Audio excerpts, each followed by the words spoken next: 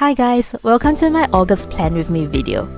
I'll start off by saying that my battery died halfway while recording and I do not have the full process video of how I did the spread. So instead, I'm going to talk about the thought process of how I come up with the designs and coloring for each section.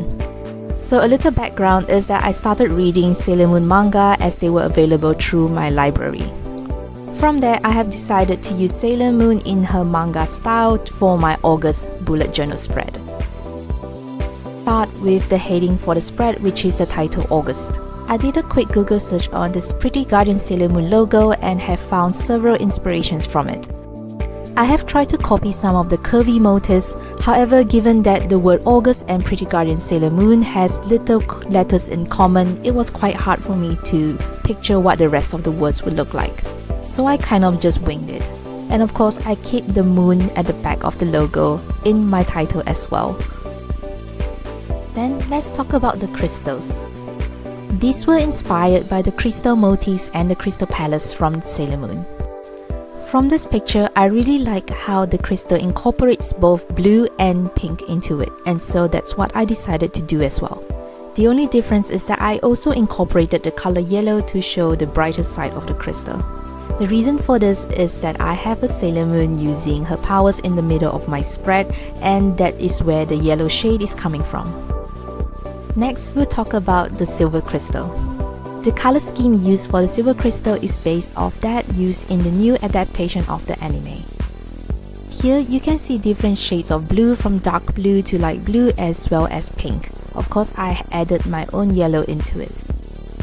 Next, let's talk about the petals. The petals are a common motif used in the manga. Coloring wise, I have used brown as a darker shade and yellow as a lighter shade to signify the different shades of the rose petals flying around. To me, this brings out a higher contrast in the colors. Next, let's talk about the borders I use for my little sections. These are mainly inspired by some panels used in the manga. Not gonna lie, they are tedious to draw. However, I feel that it is either a good learning experience or a good practice experience. Then let's talk about the main character. Before I started reading the manga, I didn't know that the old anime adaptation has some differences in the way they style her hair. For instance, she didn't have the little baby hairs running down both sides of her ears, which is present in the manga as well as the newer adaptation.